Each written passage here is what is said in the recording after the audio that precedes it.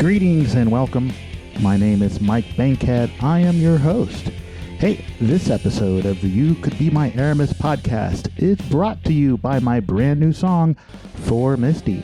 This was a secret anniversary present that I wrote and recorded without my wife's knowledge in order to offer her something for our 15th wedding anniversary, which was yesterday, November 3rd. Today is Friday, November 4th on the You Could Be My Aramis podcast. And since it is Friday, November 4th, that means it's Bandcamp Friday. Now, you can stream the new song anywhere you stream music, but if you really wanted to, perhaps throw some money our way, give us an anniversary present, you can download a high-quality version of For Misty from my Bandcamp page for only $15, one for each year. But hey, enough about me. It's Bandcamp Friday. You know who else has new music out for you right now on Bandcamp? Today's guest, my favorite Dayton rapper, TINO. Let's get to the conversation. Hello, Valentino. Calling me my government name? Nobody calls you that, right? No, but not even your mama when she's mad at not you. Not even my mom, really. Oh, really? Rosie will do it sarcastically when she's like upset. But I normally have to call her Rosemary before she. Oh, nice. I had some rosemary in my dinner tonight. The herb, not the human. You know what? It's a unique name, and I think it's cool. And you got it because you were born on Valentine's Day, right? That is correct. First baby born at Booth Memorial Hospital in Cleveland, Ohio. Cleveland, Ohio. 86. You're young. I mean, compared to me, anyway. I think we're young in comparison to everything, for the most part, except for other humans, I guess. That's true. But you're not even hit 40 yet. Nah, I haven't, but it's on the way. It is on the way. I apologize for not having you on sooner, because you are a very accomplished artist, and I just think it's cool that you're not a jerk to me when I come to your shows. You're a very friendly fella. And yeah, this is long overdue. Jerks to people who show up to their shows. They're probably not really. You'd be surprised. That's ridiculous. I can't believe somebody would take the time to make somebody feel bad who took the time out of their day and probably money out of their pocket to come be supportive. I could never do that. Well, see, that's why you're a decent human being. I will tell you, I could have stories, but I don't want to tell them here. So for the folks who are not from Dayton, they're not going to necessarily know who you are. You're famous, but you're not that famous. So I'm going to give you an opportunity to explain to the listeners who is TINO. TINO is a loudmouth, talkative individual who was told in school that he was pretty intelligent, but didn't apply himself, and he was too busy being the class clown. And he figured out a way to parlay that into something that people somewhat enjoy in the form of rapping and lyricism. That is fantastic, and that should totally go on your website. I was just riffing at that point. I know, but you're a rapper. That's kind of what you do. It is a unique skill set for your genre to just riff on stuff. Well, I think it's just I feel like you either become a rapper or you become a comedian. Those are the two people that kind of do that.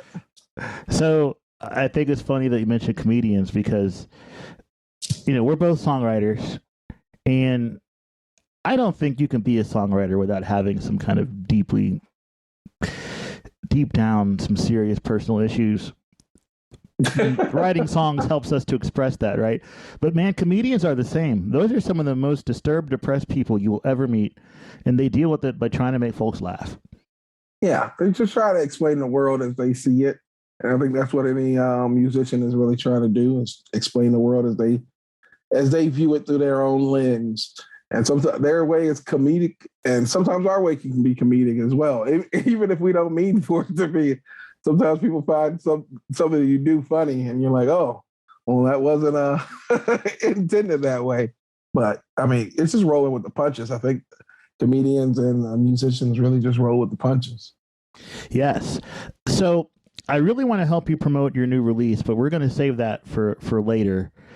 I want to start with like a career retrospective, and I'd like you to explain how you got into doing this. And I you know, I've heard you tell this story before because the Gym City podcast, may it rest in peace, you were a guest multiple times, and that's really how I discovered your music. So I've heard you talk about your origin story before, but that podcast is gone and nobody can go look up that episode and listen to it. So this is your chance to break that story back out. And how did you get started being a rapper? Are you talking about the girl breaking my heart and me writing songs? Any of it that you feel like talking about? That's how I got into writing music. I was on vacation and I was it was really weird because my friend it was for a destination wedding in either Santa Rosa or Destin, Florida, I want to say. And I didn't go out during the daytime. I'm a dark complected, deep melanin brother, but there is another level that I can reach of darkness. And it was like June, and I felt like I didn't want to hit my summer darkness early summer like that. So I was like, you know what? Let me stay inside while the sun is high and let me preserve some of this winter lightness that I was still retaining. And so while everybody was out at the pool and doing their thing, I was in the house on my laptop, either doing crosswords or Sudoku, listening to albums, like just things that I was in love with. I think the thing that was playing most heavy at that time was Big Crit's Crit Was Here. And I was listening to those instrumentals. And while I was like writing and doing this stuff, all of a sudden, like some song lyrics came to me involving that particular female who I had some feelings for that had kind of played me for the homie. And that's how I got my my start in this music thing. As most things, like I always tell people, I was like, I'm pretty sure if it wasn't for a woman, we wouldn't have a lot of things. I'm pretty sure it was a guy who was trying to impress a girl who wasn't too big or wasn't too burly or able to hunt too well that invented fire. And he was like, this is my way of proving my self-worth here in this tribe is I'm the guy who makes the fire. And now girls want to lay next to me because I got it warm at night. And I feel like the guy who invented the wheel, he was trying to impress a girl and get something from one area to another. And some big, strong dude was able to carry more than him until he devised the wheel. And I feel like that's the only thing that has propelled us forward as a civilization is men trying to best one another for the affection of women. And music, I feel like it's definitely one of those art forms that was like, oh, I'm going to try and swoon or get this lady to swoon over me by going ahead and making these limericks and putting them behind this lute or whatever the common instrument of the time was. Well, it is certain that without women, there would not be any more people. So, oh, that's for a fact. I understand that. Unless somehow we had developed a way of like. I don't know that cloning's that advanced yet. No. I don't want to get rid of them in general. I'm just saying if only men existed and they had learned how to like somehow replicate themselves without sexual interaction, they were able to do it. Like some species or cells are able to reproduce without any kind of they're asexual or they don't have the ability to do that. Well, here we go. We're off on one of those tangents that you might need to cut. No, I'm keeping it because it's hilarious. And I mean, I feel like this is fodder for a science fiction book if anyone wants to write it, but what a terrible universe that would be. Yeah, because we probably would have killed ourselves because we are big-headed and stubborn. So shout out to the ladies who helped us progress. I'm sorry you don't get the credit that you deserve for civilization or the control that you deserve over the planet, because if we're not for you, we wouldn't have a number of advancements. See, that's eloquent. Hey, ladies, Tino is really here for you. And if you don't believe that, listen to a song off his last record. But we're not here to talk about that record. You also told a story on that other podcast about the first time you performed here in Dayton. Can you, what got you into performing live in front of other people? The internet didn't say I sucked. So that's how I decided to go ahead and progress to performing live in front of human beings. I put some stuff out on the internet, didn't tell my friends about it, and I wanted to see what strangers' reaction to what I was doing would be. And it was mostly, for the most part, I'd say 4 times out of 5, it was positive. So I was like, okay, maybe we should take this to a new arena. And actually would frequent this bar called One Eye Jacks. It's no longer around. It was in Fairborn, Ohio, over there near Wright State's campus. I would go there because they had the Browns games on. Me being a Cleveland, Ohio native, I was a big Browns fan. I am no longer a Browns fan because I respect women and I love them. And they have unfortunately chosen to have the face of the franchise be a person who is wrapped up in some misgivings for sure. But he's abusive and evil. You can go ahead and say it. It's okay. Yeah, he's disgusting and a pervert and a sexual offender. And I just couldn't ride with that. And anybody that would be willing to pay a person almost $250 million to play the game and ignore that, I just couldn't be a fan of that franchise until that ownership leaves, or because it's not just about the player, it's the ownership that was okay with it. So, but I would go to watch the Browns games at One Eye Jacks because they would actually have them on. And so that's where I found out they had an open mic. And I went to that open mic and I was going to perform some of my songs live for the first time. And then the person who was hosting it was this about 5'1", tatted up. She had like shorter hair at the time. And she was like a smaller person, but she had a giant guitar and she was the host of the show. Her name was Paige Beller. And she was hosting the show. She's like, let me open it up because, you know, it wasn't a big sign up list at that time. So she was going to go ahead and do a little something and then let whoever wanted to come up take their turn. And I listened to this girl play for about 15, 20 minutes. And it only took about maybe 30 seconds before I realized I could never play this open mic in my life because she was the most talented musician I had ever encountered outside of church, because I'd never seen anything like that. And she's a force of nature, really. She really is. She's like this compact little deity of music. And so I'm going to stop you right there just briefly to explain to the listeners, because some of them are not from here and don't know. Listener, if you're not from Ohio and you haven't been able to see Paige Beller, this woman plays a show and plays literally a different instrument with each appendage on her body. And it sounds great. So not only is it a spectacle of how is this person doing all this, but also the songs are good and she can sing and she can play multiple instruments and she's great. So I just shout out to Paige, and I'm sorry, Tino, for interrupting your story. Now please continue. Oh no, you're fine. Like, Paige deserves all the credit in the world. But I went there. I was like, okay, we're not going to follow that because that would be a mistake. And I was about done with music. I was like, this is it. There's people out here like this, and you are you. So I don't think you should continue to do this ever again. And it took till about like Wednesday of that week where I decided, I was like, maybe if I get there and sign up so it's not like there's nobody playing, that she won't feel the need to open up. And then I can go on before her. And if I go before her, she does anything, then people don't have to really compare me to her. So I eventually went back that next Sunday and did just that. And she was actually the first person to tell me, she was like, hey, this is when I was very timid on the microphone. She was like, hey, I can't really hear everything that you're saying because, you know, you got a little bit of a softer voice, but it sounds like what you're doing is really cool.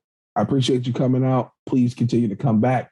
And that was really all the encouragement I needed to keep hitting that open mic for about a consecutive year before she actually was the first person to give me my first paid gig. She let me open for her on like a Wednesday night at that same spot, One Eye Jack. So shout out to Paige. Full circle. You're in a band with Paige now.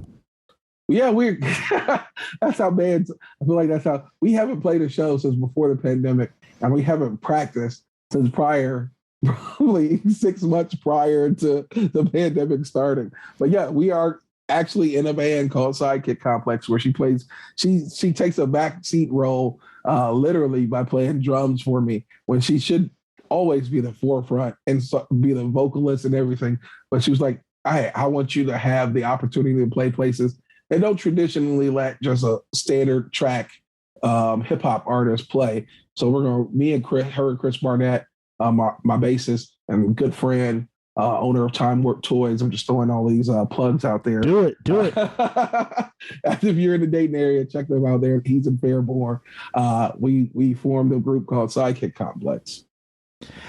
That's a genius idea, and what a fantastic example of building community, right? And encouraging people to do.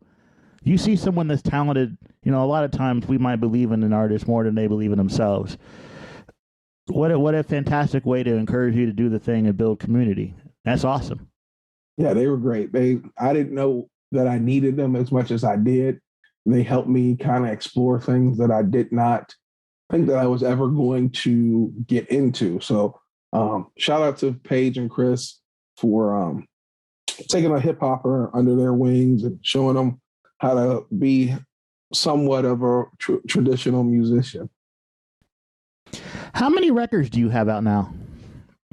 Solo, this would be number 7. I want to say that's 7, yeah. That's pretty crazy. That's a lot of records. How many now? Let's say you add in Sidekick Complex and Save Money, everything else you've done. How many total? So 7 solo. How many total? 7 solo. If you count EPs and all that stuff, it's probably like 10. So I'm gonna put out like almost one a year, even though I had some down years where I was going through some stuff. I put out roughly about a project a year since 2011. You're basically a professional. I mean, you probably don't want to consider yourself that, but people do pay you money to play music. They do pay me money. I do feel like I am a professional musician in the sense that my services are paid for. I'm not an amateur in that regard. And also, I mean, you can be a professional anything and not actually make an entire living off of it. This is true. Heck, any musician that's listening is like nodding their head to that, because most of us don't make a living doing music, even though we might dearly wish to. Yeah, there's people who are professional photographers who do on the weekend, and they also go to their regular 9-to-5 job. So you can't say that they're amateur photographers. So my experience with actually seeing you do the thing, and this podcast is about you, but I'm going to tell the story just real briefly because it makes you look good. I heard you on the podcast with Izzy Rock, the Gem City podcast, which is no more. Dr. J would play your songs, and you also would come to shows outside of your genre. So, I'm a rock and roll guy, as you know, and so usually I'm at the rock and roll shows. And do I like hip hop? Yes, but I am not really plugged into where the good hip hop shows are in our community. But I know generally where all the rock shows are. And TINO, you come to see and support other musicians that are doing things that is not exactly what you do.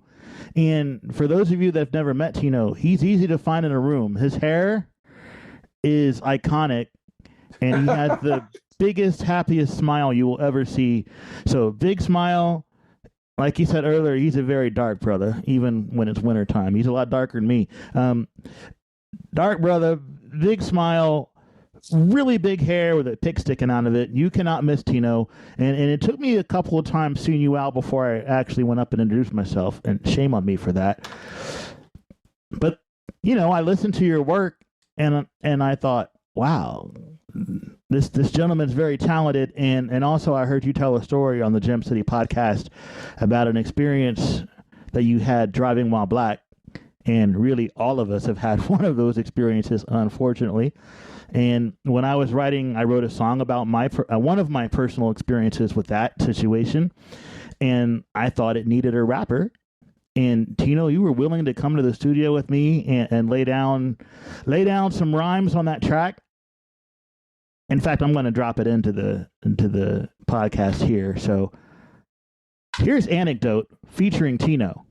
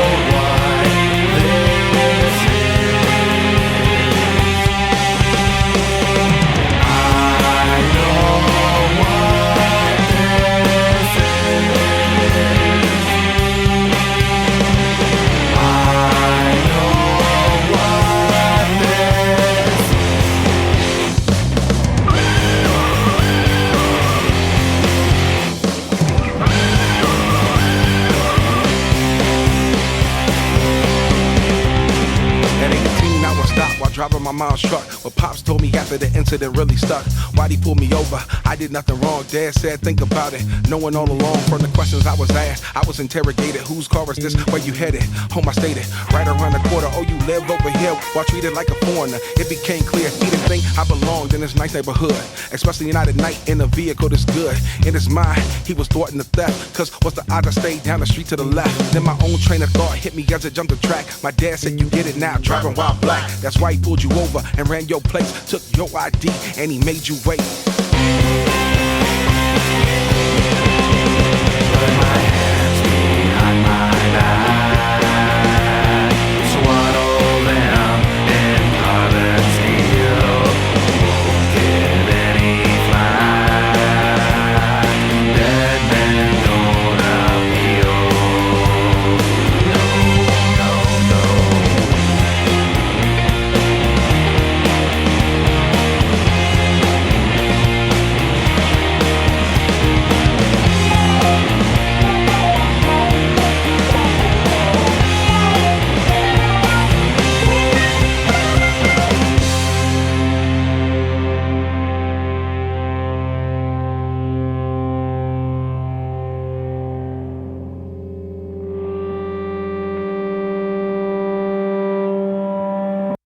One thing I learned from that experience in the studio watching TINO work, while I grew up in a time when that West Coast gangster rap was on pop radio, and I probably remember just about every lyric from The Chronic and Doggy Style from Snoop and Dr. Dre, because that was pop music back in the early 90s.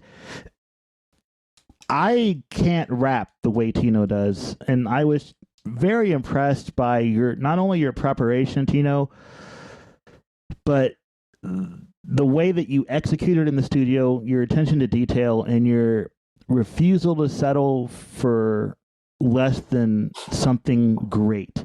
There were a couple of takes when the engineer and I were like, yeah, that's fine. And you're like, no, it's not. I could do better. Let me do it again. And I was impressed. And I already liked rap music and I already respect it as a genre, but just watching you work took that to another level. So I know I've said thank you before, but thank you for being on that track with me and showing me something about a genre that I'm not as familiar with as I could be. Hey, it was my pleasure. Anytime I do any kind of collaborations, like collaborations that people ask me to do mean more to me than my own song, because I know how important it is or how personal it is to actually ask somebody to be a part of your own creation. It's like, hey, here's my baby. Can you help raise it for a little while? Like, it's a very personal thing. It's not something that I feel like I don't do it very at a whim. It's not like a thing that I just, oh yeah, I thought you might have sounded good on this. So here's a track I would like you to hop on. Like it, I put careful consideration and thought in anybody. And for me, it's always like I hear a person on a track before I even ask them, because it makes sense that they exist on this particular record. It's not just you're real cool and I really want to work with you. I've never really gone about my features in that way. So when anybody asks me, I'm like, this is an honor to me, and I want to make sure that they get the best that I have. So, like I said earlier, you're a pro. That's a very professional attitude. Yeah, I guess. I don't know about pro. Give yourself credit for being awesome. Look, I just try and I try to be the person my mom and dad raised me to be. That's all I am. I mean, I feel like all of us do. Some of us do better than others at actually getting there, though, you know? Yeah, true. So I'm looking back through your catalog because I enjoy looking back through your catalog. And, you know, I got to say it. One of my favorite songs of yours is 95 Tribe. You had to go here, huh? I should have said, this is the thing you can't ask me about. Yeah, you really should have. Now, I'm not going to ask you anything. Yeah. What are the things that I can't ask you about? I should have known that this was one of those things that was going to come up that you wanted to. No, you know what? I'm not going to ask you any questions. I just wanted to express that I enjoy that track. It's very well done. You bring back a lot of names of players of the past who I've enjoyed watching play baseball. And I'm trying to remember what happened to the Tribe in 1995. They are now Braves in the World Series. You know exactly. Are we sure? Okay. I mean, now they're the Cleveland Guardians, but it's been a long time ago. 95. That was the fall of my senior year of high school. I'm class of 96. So I was just, what was the end destiny?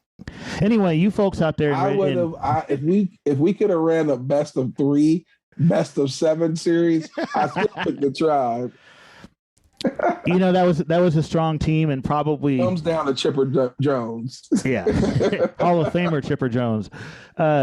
Probably the best Cleveland team of my lifetime.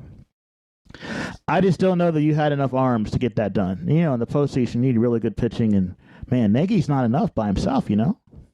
Listen. Hold up, was Bartolo? Bartolo was on that team, wasn't he? No, Bartolo came later. Okay, because that dude played forever. He's a rookie in like 99, I want to say. Okay. He missed both 95 and 97 when we went to the World Series both of those years. Lost to the expansion Marlins. Yeah, I don't want to talk about 97 because what they did to get to play the Tribe, some shenanigans happened, and I'm still might be a little bitter about it. For folks out there in podcast land who might not remember, Google the Eric Gregg game. That's Greg, Gregg. He was an umpire who is sadly no longer with us. But yeah, I won't say anything more about that. I think the first record of yours that I actually spent money on was From Ohio with Love, which came out in 2018. I didn't quite get it in 2018, but that's the first one I actually spent money on. And so that's how I make the distinction for people between what you listen to and what you actually like. Because, you'll ask some people about music. I listen to everything. But what do you spend money on? Because that's what you really are trying to support, right? True. And there's a lot of things I listen to, but I spend money on TINO because TINO is great. But we are here. We're talking on Tuesday, October 25th, but this podcast is going to go up on Friday, November 4th. So hopefully, dear listener, you're listening to this on the day it comes out. Friday, November 4th. This is Bandcamp Friday. That means if you buy something off of Bandcamp will not take their customary, I think it's 15% cut of the payment. 100% of your money goes to the artist. And so artists like to have something new for you folks on Bandcamp Friday to encourage you to give us your money in exchange for our art, which we have worked so hard on. And TINO, today, Friday, November 4th, you have something brand new for the people. Tell us what it is. It is my 7th release. I don't know if it's technically an album or an EP. I don't know the runtime. I think it's under 30 minutes, so it makes it an EP. Nah, so, it's 10 tracks. That makes it an album to me, but go ahead. I know that there's like little standards on it. That 10th track is technically a bonus, so I don't know. But yeah, it is the release of Midwest Sorrow, which is really, it's like I feel like it's my odd child of the bunch. It is the least like the others, but it is still, you can tell we're related. Why do you say it's least like the others? Let's get into this. Because I think I do a lot more singing on this project, and I also do like some screamo, and there is elements of like layered vocals that are not prominent in a lot of things I do. I think the only time I've ever done like the number of layers that I've done as far as the singing goes would be off of Past Due, but everything else like normally it's like one layer of me singing and there's no like accompanying harmony or what I was trying to do was try and simulate kind of some of my favorite neo soul, but like at the same time some of the emo bands like Mayday Parade who would like have two vocalists that sing the same parts at the same time, two different parts at the same time. And it gives you like this choose your own adventure kind of feel. Like you might be riding with your friend and your friend is singing that part. So you got to take the other part or vice versa. So I just try to create moments like that. Being a little experimental. And, you come, I just said, because I said it, but not because that's your thing. But, you come right out of the gate on this and it doesn't like the first track strung out. If you're someone that listens to TINO right away, you could tell this is something new because it's just you and a guitar and you're singing, and we don't often hear you sing. How is that experience in the studio having to do something that you don't often do? What did that feel like?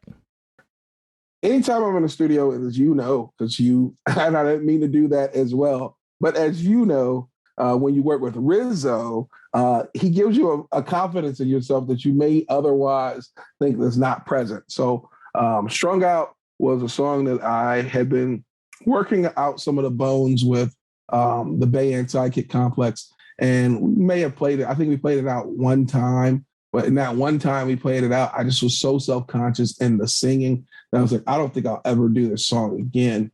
And so I was making Midwest Sorrow. I was recording Midwest Sorrow. And I was just like, Strung Out needs to go on this project.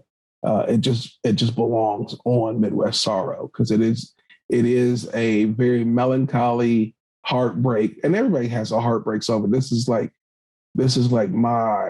Heartbreak TINO. This is my melancholy adieu TINO style track. So I was like, let's do it. I don't have an instrumental that fits this. I asked Rizzo, I was like, hey, can you pick up the guitar? Let's do this song. I'm going to give you what the root notes are based on the song that I kind of like feel like inspired it. He went and found, which is funny, he has like this emulator of pedal setups. And the pedal setup that he chose was from, I don't know if it was Come As You Are, but it was definitely a, what is the name of that band? Now this is where I'm blanking. I don't know how. Nirvana. You're in my wheelhouse now. I'm forgetting Nirvana. I just forgot Nirvana, but it was a Nirvana song, and it was actually this is how good Rizzo is. He was like, I want to use the sound of the pedals that were used in his unplugged MTV unplugged version of this song, and he found it. And it sounded so great. And I was like, let's play it all through one take. I don't want to like have you record it. Let's do it like it was a live performance. So we did it once. And I was like, I think I can do that better. But not very much better. But I was like, I think I can do this better. And we did it again. And that's the take that we ended up keeping and using on the album. There's no overdubs or anything. Wow. It's one straight sung through like it was a live performance. He played it all one playthrough. And he, of course, went through and touched it up with a little bit of auto tunes, not enough to like be bending the notes like Kanye would do, but he touched with some tunes and some reverb to make it sing a little bit better. And that song, I had a hard time with actually committing to putting it on the album. And I think the only way I could put it on the album is if I put it first, because it was too sincere and too vulnerable to put anywhere else in the album. And like you said, it sets the tone for what you're about to get. It's not like any other project. And I kind of had to let you know from the beginning that this is about to be you and I on an adventure that may sometimes appear to be a little bit more rough and unrefined than what you may be accustomed to, but it is genuine. That's awesome. That's an awesome story, and I don't want you to tell that nowhere else. That way people have to come to my podcast to hear it. But no, just kidding. I will say that what I like about this record is it has, first of all, listeners, TINO, incredible lyricist, very witty. You still get that, but there's a vulnerability and kind of a melancholy on this record that you don't find in TINO's other work. And maybe that's why you called it Midwest Sorrow. Yeah. Yeah. It was definitely this is funny. I feel like it's a bummer to me because normally I actually had I had a cousin who passed away in 2014. And in 2014, I made the project. I was halfway through writing the project, Forget Me Not. And it kind of like that was weighing on my soul. And it kind of took a darker turn. It was still a very positive album, but it was like more like a silver lining album and not necessarily like just all sunshine. And so a fan of mine who had been listening to me since I started was like, hey, this album's cool, but we don't really listen to you for that, to be like sad or to be bummed out. And that made me go, in that moment, I was like, because that resonated with me so much. I was like, this is not what people listen to you for. Don't ever do another sad song. And then at that moment, it triggered something in me that said, I can't do sad music because I guess that's not what people want from me.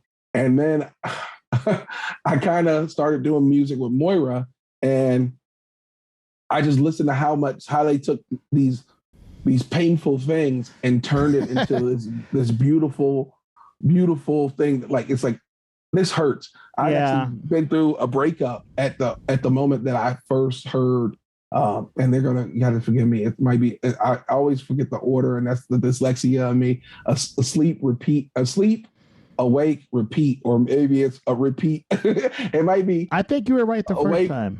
Okay, I may have been correct.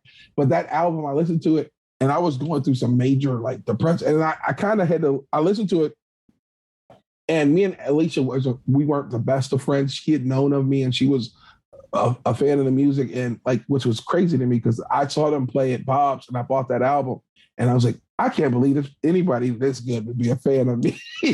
And then I saw them again, and I just let her know. I was like, hey, you should have told me about buying this album, because a person who is not feeling good about who they are and is in their feelings should not be listening to music like this. This could have really done me in. If I didn't wasn't obsessed with the beauty in the sorrow, this would have done me in. So I was like, okay, let me go ahead and try my hand at the sadness again. I tried it on the last project, Never Worry About Tomorrow. I did Sad Song, which was kind of a response to that person telling me nobody wants to hear your little sad songs. I kind of made that into like a little anthem. And then this Midwest Sorrow really took it further for me into the realm of sadness. I think this is a little humorous because if you don't want to be around sad music, Moira is not the band for you. Yeah, that's not, if you don't want to be in your feelings, maybe don't tune in. But they do they're great music. They're great. And why they are not world famous, I will never know. Well, I know because the music industry is evil. But so side tangent, Tino loves Moira. I love Moira. That's spelled Moira, all capitals. They're an Ohio band. They're great. Wherever you listen to music, go find them and listen to their music. You will not regret it. I got to get them on someday. Please. So you did a release show for the new record. How'd that go? I apologize for not being there. I wanted to, but couldn't make it. But it looked like you had a really good attendance. It was a great show for the fact that it was really only two. I only had one other local support on the bill. The gentleman who opened it up, Aaron Sumlin, who's an incredible R&B singer. He's this is his third performance ever, so he doesn't really have like a big following as far as that goes. So it was just me and Better Anyway who were the draw for the evening, and I decided that I was going to give myself a raise in the sense that I think the district overall has decided to charge $10 at the door, which I feel like is a move that needed to be made. $5 as a cover for music anymore, that doesn't work. This is in the 90s. Dude, it was $5 when I was 19. Yeah. So, expenses are higher now. Yeah, for sure. So I decided, okay, let's go ahead and do $12 at the door. $10, you can get it for $10 if you got the pre-order. $12 at the door. I was a little bit nervous about that, and I've kind of shifted to doing more of a high-end merchandise instead of like the Gildan t-shirts and stuff like that. I've decided to start going with the Champion apparel clothing, just because it is a better quality brand and it has brand recognition. And also I feel like I could then charge a little bit more for higher quality. And also I decided to start doing outsourcing the artwork. Normally I do all my own art album covers, but with Midwest Sorrow, I had Tanner, who goes by Fig Log on the IG and stuff like that. He did the design. I had a mock-up for the album, but he just took what I wanted and he knocked it out of the park. So we definitely decided to run with that logo setup. And so the album release went amazingly well. It was a great night. A lot of people came out and showed love, and it's more than I could ask for after having not had an album release since 2018. So it was nice to just be back in the building with people when you're putting something out. And until today, because we're in the future, you could not find this on any other platform. If you wanted to listen to this music, you either got to be Tino's friend or media. And I think since I have a podcast, I qualify as both a friend and media. So I was able to listen to it early. I will, dear listeners, still buy a CD at some point. But you couldn't find this on streaming until today, Friday, November 4th, Bandcamp Friday. You can get it on Bandcamp, but you can't get it anywhere else. So Tino, let's explain to the folks why you made the decision to make this a Bandcamp exclusive for the time being, or maybe even forever.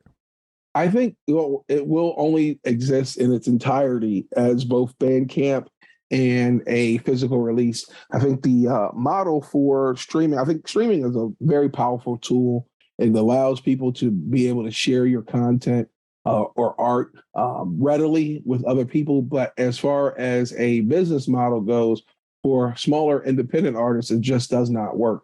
Like you said, I'm Dayton famous. I'm relatively well known, have a decent following.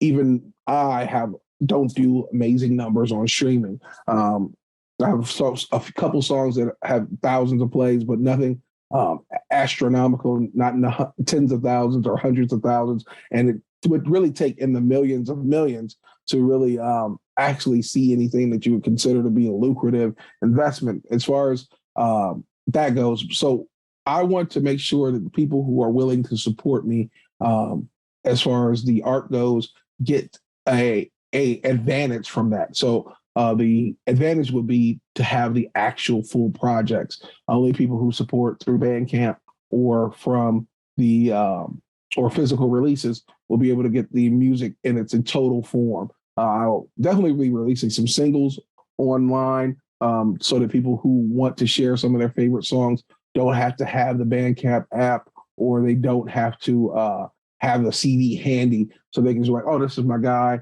Here's the music. Here's a little playlist. I've added this song to the playlist because it is my winter playlist or whatever.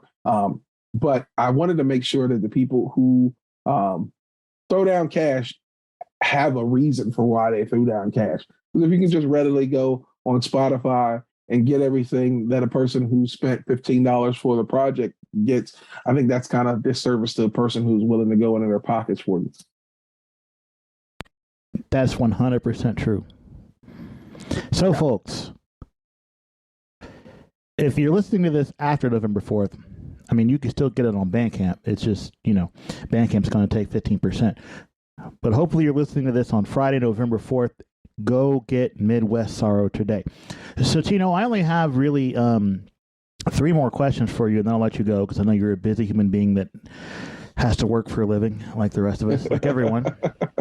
The first question is something horribly annoying that I don't want to say annoying. It's a very cliche question that people ask musicians, and I don't like it when people ask me.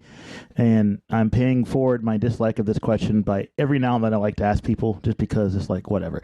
It's not intrusive or there's nothing mean about it. It's just lazy and a little cliche, Okay. The question is, so, Tino, what's next for you as an artist?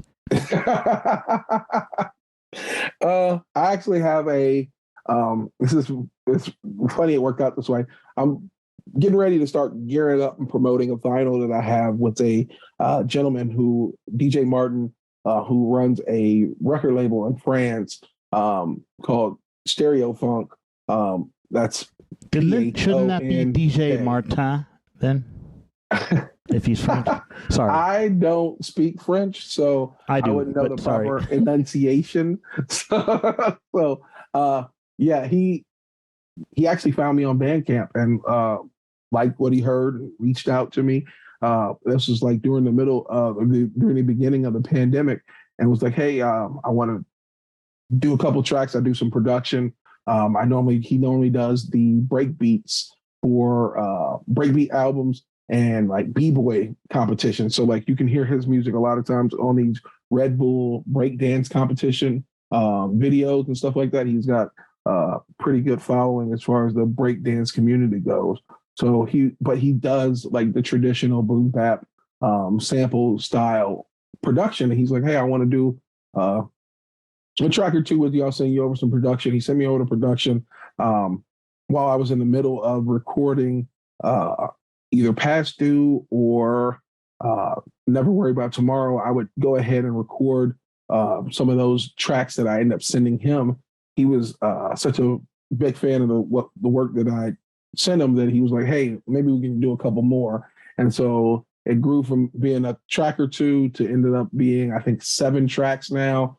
And it was one of those things where we just trusted each other with the process, even though we were working from 2 different parts of the world.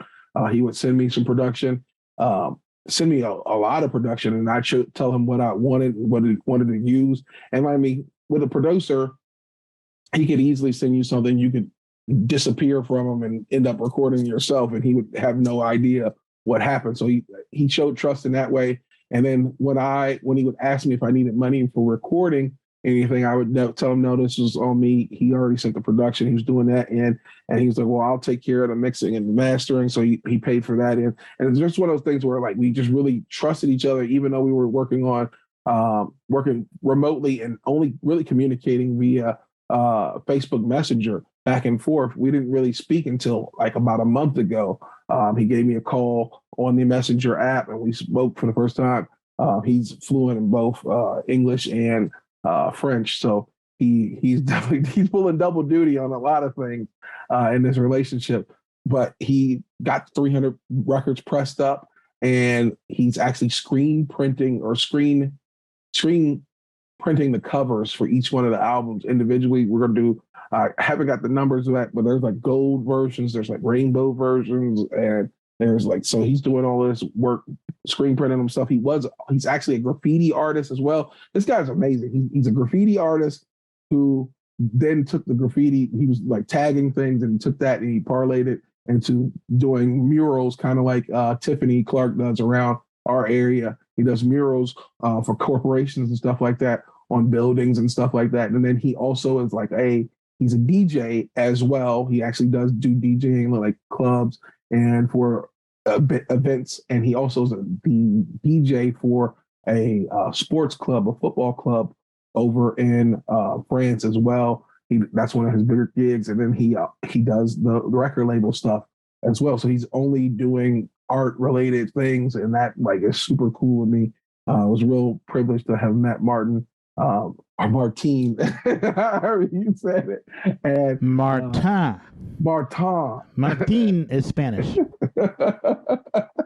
You're fluent in all of it, Mike.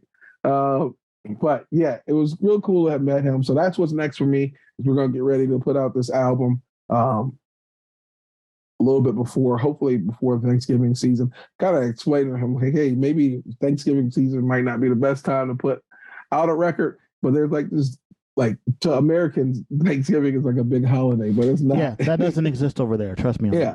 Yeah. So to me, it was like, oh, that's when everybody gets together and kind of like things get shuffled under the rug. But like if he's willing, and he's like, I'll ship you 100 of them if you need them. I feel like I could get rid of a lot of records at shows. So it'll be nice to have those records. I've never done a full vinyl. I've done a small 7-inch with Moira, but I never actually had a chance to do a full LP style. Because on one side is all of our work together, and then the other side is the instrumental version of the project. So that's cool. By the way, I have that vinyl you did with Moira. Because of course I do. That is awesome, and I'm very jealous. It's kind of a dream of mine to have vinyl copies of my music, but the cost is prohibitive. So, congratulations for finding a way to kind of manage that a little bit. That's pretty cool.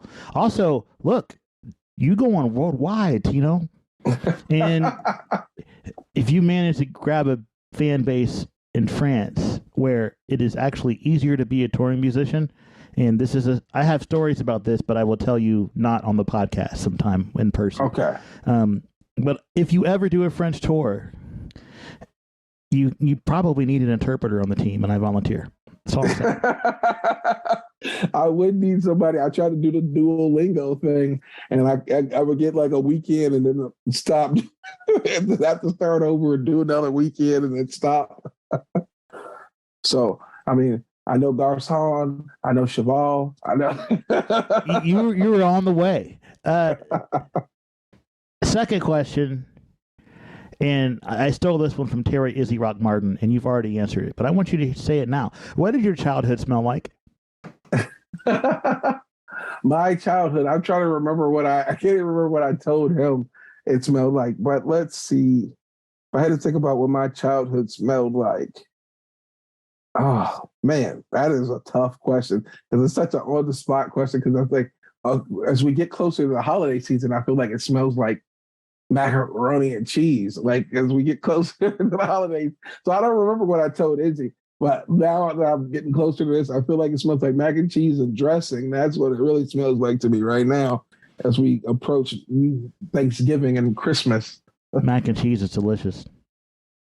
Oh, it is. And I feel sorry. When your mother is making that Southern style, you know. Oh, well, see, I don't know the difference between Southern style and any other style. You should enlighten me on that. Any other style is like Stouffer's. No. Mac and cheese, I wouldn't buy it from a container. I mean, look, I'm not a Southern cook, but I know how to make mac and cheese. But everybody probably has their own way, right? Yeah. My mom, she did some. It's funny. She was, I think, 2 or 3 years ago. She was like, "I'm gonna go ahead and try and put some, I think it was sour cream in there to make it like creamier." And we were like, "Don't mess with the recipe." But it ended up after the second or third time that she did it, she perfected it. I was like, "Are you kidding?" And it was a lot creamier than it had been prior. That could work. I feel like adding additional cheeses would also work, but you got to pick carefully. Some cheeses don't melt so well. Yeah, because she uses she does a lot of blends. She uses I can't give away the secrets, but she uses like condensed milk and all kind of other stuff that she's getting it in there to get that cheese to like. You can't give away the secrets. I'm gonna have to go find your mom someday and ask her for the wisdom. She sent me and Rosie couldn't make it home for Thanksgiving, so I asked her, could she send us the recipes? She sent us the recipes, no increments of measurements at all, and it was all set it at 350. Like this is the blackest cookbook I've ever seen in my life. No to taste or that's true though. This way. So that's how cooking works, Tino. It's not like baking. Baking is science and chemistry, and you have to have precise measurements, or your cake won't work, or your souffle will be flat. Cooking is about there's emotion and taste and personal preference and feel. So you really, if it's something that you've perfected as an individual, you might not ever have measured that stuff. And I say that from experience. There's stuff that I do that maybe I started with the recipe, or I looked on the internet to find 6-7 different ways to do it, and then I came up with my own way, and I could not tell you how much stuff I put in. I just put in until it's right. As the kids say, when you know, you know. When you know, you know. You know, you know. Basically, if you taste it tastes bad, you did something wrong. Keep going. Yeah, I know I did that on the dresser the first time because I thought you were supposed to put the cornbread mix in there. I didn't know you was actually supposed to make the cornbread and then crumble it up. But she laughed at me super hard when she found out that's how I did it. That's not good. Hey, but as Alanis Morissette once said, you live, you learn. Indeed. All right, last question. I'm going to ask you one more, but last question of the standard ones I ask. And I actually came up with this on my own. Reach deep back into your childhood, Valentino Halton. And can you remember the first song that you ever remember hearing? First song I ever remember hearing would probably be LL Cool J, I'm Bad. Because I know I used to sing it as a kid, and they used to that was the thing that they used to try and make me do in front of people because they thought it was too cute. Because I used to get the lyrics wrong. But the lyrics go, forget Oreos, eat Cool J cookies, I'm bad. But I used to say, my Oreos eat cookies too, I'm bad. Which I still think is a better lyric than LL Cool J. No disrespect to LL, but I had bars even when I was a child. You had bars even when you were... That should also go on your website. That song came out in 1987. And if memory serves, you would have been 1 year old that year. That was when I was rapping. I used to ride around with my uncle. I would have been 2 years old when they had me rapping it. I would have say there's pictures of me and with the bicycle shorts on and the flip bill hat. And my uncle and I were doing a performance of it at our family reunion talent show back in the day. So I feel like this needs to be an album cover someday. It could possibly be. We already got one album cover with young Tino. We need another one. And that was only because Apple wouldn't let me put the original cover on there because it had a MasterCard logo and that was competing with their credit card. Well, yeah, that makes sense. I like that. You know, young Tito, pretty adorable. Yeah, he was a looker. What happened to him though?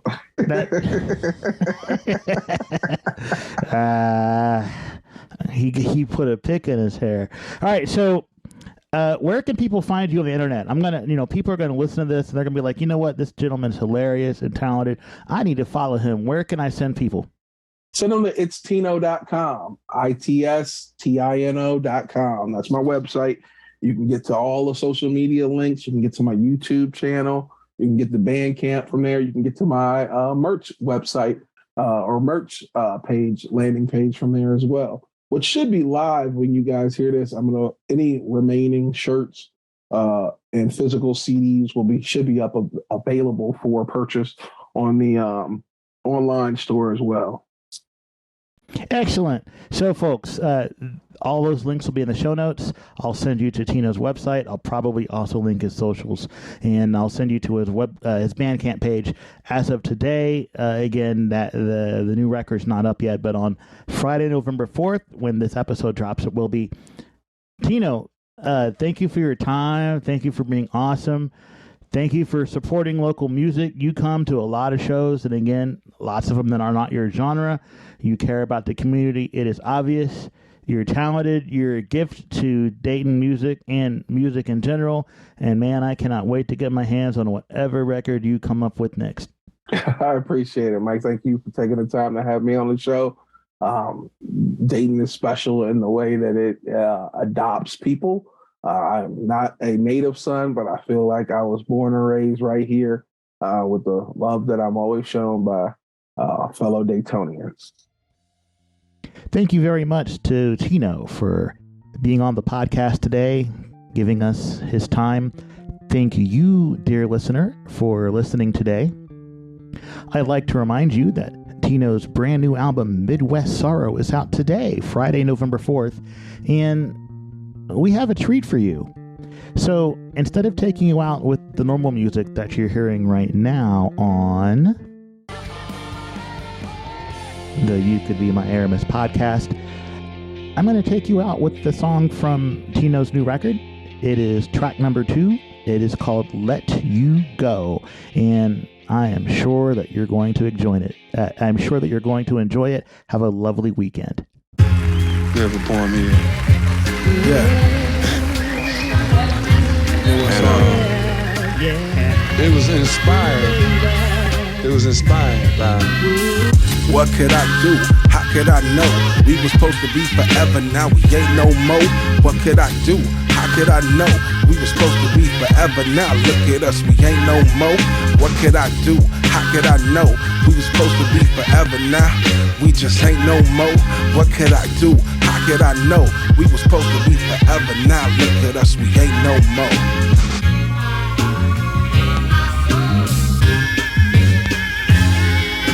Give me that, run it back, what is that, what do you mean, what do I mean? Gave you pieces of me nobody seen, then you tore me apart at the seams, pulling and rattling things, grabbing and tugging in my heartstrings, hardest thing I had to do was let you go, and when you walked away you took away the most, now I'm incomplete, feeling like a ghost, running through bodies, trying to find a host, and that ain't me, to try and put myself together using the anatomy, so eventually when you find out what a monster I am, don't get mad at me. First you pick me up off the ground, conveniently you let me down. See, I think you like when I shatter. Yeah, I think you like when I shatter. Yeah, first you pick me up off the ground, conveniently you let me down. See, I think you like when I shatter. Yeah, I think you like when I shatter.